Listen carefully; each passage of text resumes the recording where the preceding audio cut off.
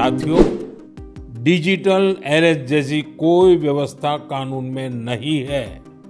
ये सिर्फ फ्रॉड है, फरेब है, झूठ है, बदमाशों का गिरोह है। और जो लोग ऐसा कर रहे हैं वो समाज के दुश्मन है। डिजिटल अरेस्ट के नाम पर जो फरेब चल रहा है उससे निपटने के लिए तमाम जांच एजेंसियां राज्य सरकारों के साथ मिलकर काम कर रही हैं।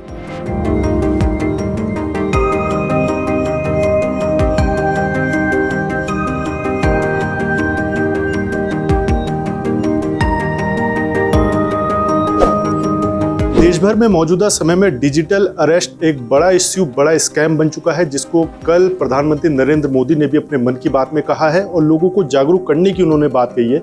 उत्तराखंड के लिहाज से अगर देखें तो एसएसपी एसटीएफ नवनीत सिंह जी इस वक्त हमारे साथ है। सर, अगर उत्तराखंड के लिहाज से बात की जाए तो डिजिटल अरेस्ट ये क्या चीज़ है और क्यों इतना अवेयरनेस होने की जरूरत है? देखिए, डिजिटल अरेस्ट एक साइबर क्राइम, नए तरीके का साइबर क्राइम है। इसमें लोगों को कॉल की जाती है, जनरली वीडियो कॉल की जाती है और उसमें कॉल करने वाला आपको किसी लॉ इन्फोर्समेंट एजेंसी का ऑफिसर बताता है और उनको ये बताया जाता है और आपके बारे में, जो विक्टिम होता है उसके बारे में उनको बेसिक जानकारी भी होती है, जो जनरली सोशल मीडिया प्लेटफॉर्म से उसने ली होती है। और उसमें ये बताया जाता है कि आपका मोबाइल नंबर इसमें मिसयूज़ हुआ या आपका नाम इस मुकदमे में आ गया है और आपको डिजिटली अरेस्ट किया जाता है। फिर आप और उसको इस तरीके से साइकोलॉजिकली प्रेशर में लेके कि कंटिन्यू उसके टच में रहेगा, हर एक 15 मिनट बाद लोकेशन देगा, कई तरीके की टैक्टिक्स यूज़ करके फिर फाइनली उनसे जो है पैसे अपने अकाउंट में ट्रांसफ़र करवा लिए जाते हैं। इसमें कल पीएम साहब ने भी जिस तरह से जिक्र किया कि लोगों को अवेयर होने की ज़रूरत है और डिजिटल अरेस्ट जैसे कुछ चीज़ होती ही नहीं है।